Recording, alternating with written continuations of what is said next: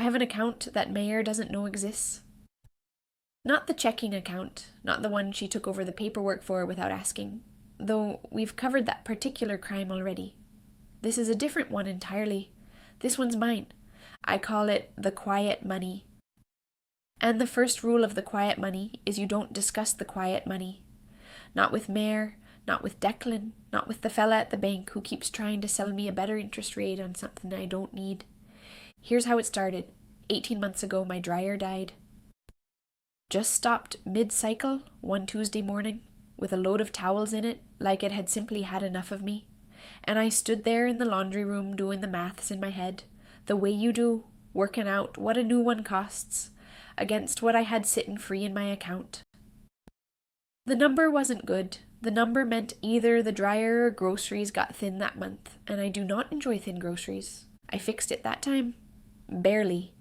But I sat down that same week and told myself, never again. Never again was I going to let a broken dryer decide what I ate. So I started the quiet money, and here is the part people always get wrong when they hear emergency fund. They think it needs to start big, or it's not worth starting. I started mine with $40. 40, not 400, not 4,000. $40 I found by making my own coffee for 2 weeks instead of buying it out. Every single week since, I have moved a small amount into that account before I do anything else with my money. Before groceries, before anything fun, before Mayor can so much as raise an eyebrow at me. It happens automatically now, $20 a week, straight out of my checking account the day my pension lands, so I never even have the chance to talk myself out of it. $20 a week doesn't sound like much. But 18 months later, that account has grown into real money. Money that exists for exactly one reason. So the next dead dryer, the next chipped tooth, the next flat tire, doesn't get to decide what I eat that month ever again. Now, before I tell you the system, I want to be honest about something because I think it matters more than the numbers do. When I first thought about starting this, a little voice in my head said it was pointless. $40. What's $40 going to do against a real emergency?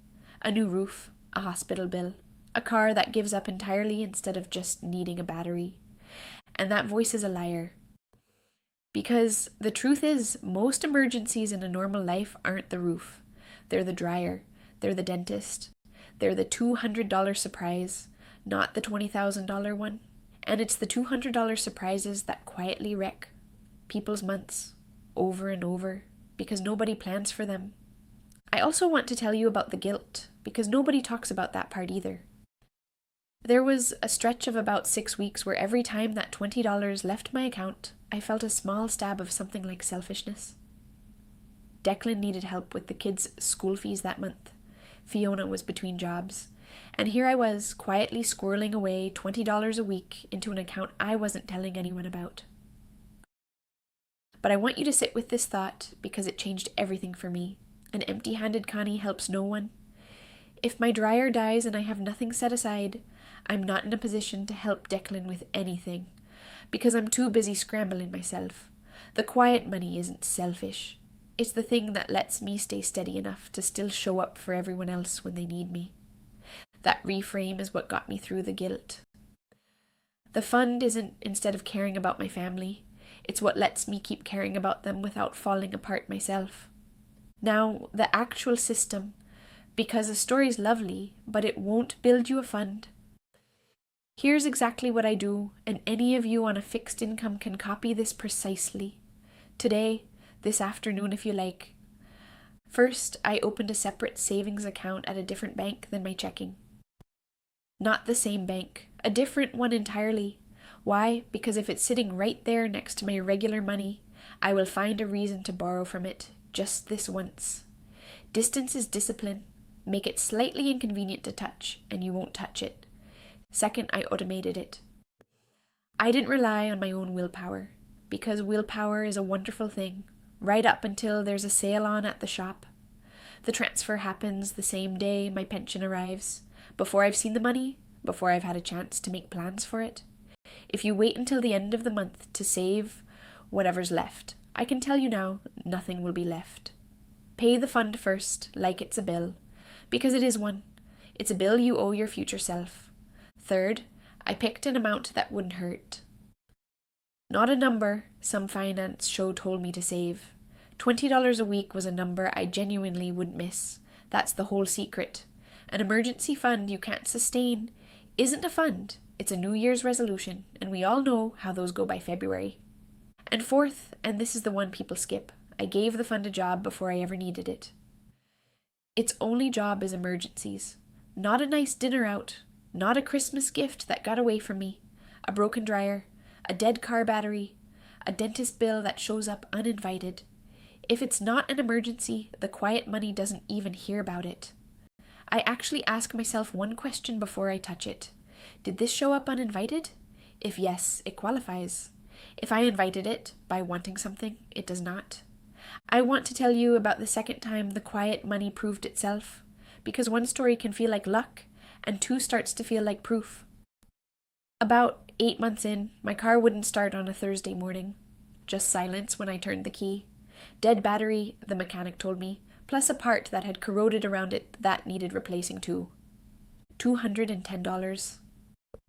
Now, 8 months earlier, that number would have meant a very different Thursday. It would have meant ringing around, maybe asking Declan, definitely feeling that familiar sinking feeling in my stomach that comes with an unexpected bill. Instead, I sat in the mechanic's little waiting room, transferred the money from the quiet fund on my phone, and read a magazine while they fixed it. That's the moment I actually understood what I was building. It wasn't the account balance. It was that Thursday morning where nothing about my day had to change because of a problem I didn't cause. Let me also tell you the mistakes, because I made a few, and you don't need to. Mistake number 1. I originally tried to save whatever was left over at the end of the month. That plan failed completely every single time because there is never anything left over. There's always one more thing that wants that money. Automating it first is the only version of this that actually works. Mistake number 2. I kept the fund in the same bank as my everyday spending for the first 3 weeks. And in those 3 weeks, I borrowed from it twice for things that were not emergencies. A different bank, one I don't have an app for on my main phone screen, solved that overnight. Mistake number 3, and this one's more personal. I told Fiona about it early on. And within a week, she had opinions about how I should be spending it instead. That's when the quiet money became truly quiet. Not because I don't trust my family, but because good financial decisions rarely survive a committee vote. Let me walk you through the actual milestones, because I think seeing the shape of it helps more than just hearing the end number. Month 1, I had $80. It felt like nothing. It felt almost embarrassing, if I'm honest, to call $80 an emergency fund. By month 6, I had $520. That's the point where it stopped feeling like a project and started feeling like a fact about my life. I had money set aside, past tense. Not I'm trying to save, I had saved. By month 12, after the car battery came and went, I still had just over $900. And that's an important thing to say plainly. The fund dropping when an emergency happens is not failure. That is the fund working exactly as designed. People sometimes think if they use the emergency fund, they've failed at saving. You haven't failed.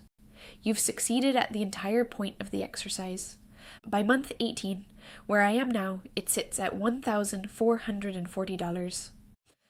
Built from $20 a week, the odd bit of coffee money, and one Christmas where I redirected what I would have spent on decorations, because frankly, my house has enough angels made of straw already. Here's a milestone I'd suggest for anyone starting this today. Don't aim first for some big number you saw in an article. Aim for $100, just 100. That's your first real proof that this works. Then aim for 500, which covers most of the actual emergencies that show up in an ordinary life. Anything past that is simply bonus peace of mind. Before I get to the water heater, let me answer the 2 questions I get asked most whenever I mention this fund. Because I know some of you watching are already making excuses, and I made every single one of them myself first. But Connie, I have debt. Shouldn't I pay that off before I save anything?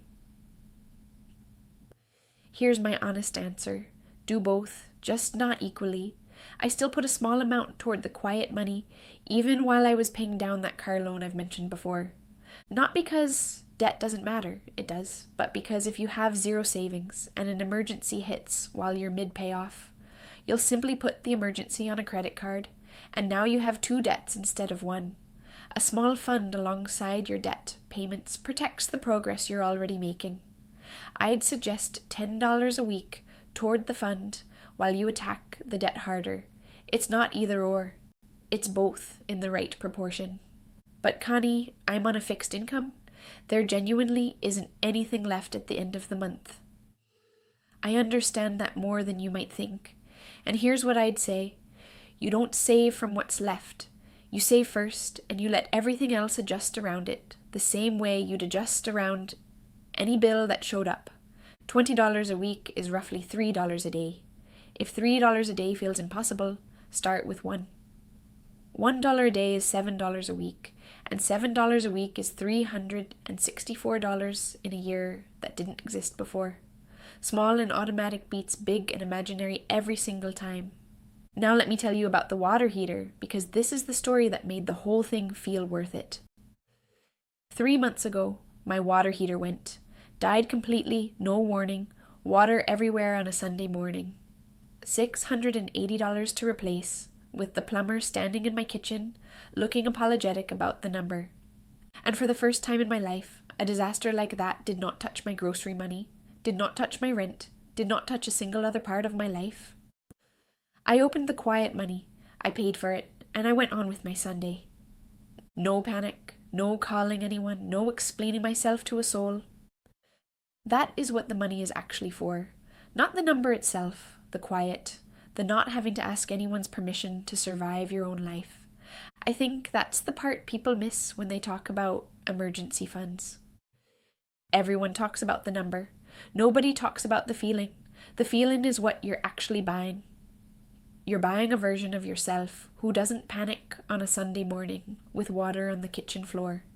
You're buying the right to have a bad day without it becoming a bad month. So if you're sitting there thinking you're too old to start or too far behind, or that $20 a week is too small to matter, I want you to hear this from someone who started with $40 and a broken dryer. It matters, it compounds, and 18 months from now, you'll have a version of the same story to tell. Mayor still doesn't know the account exists. And honestly, I think that's exactly why it works. Some decisions are better made without a committee. End card suggestion. Start yours this week. Even $10 counts. Subscribe for more real money talk.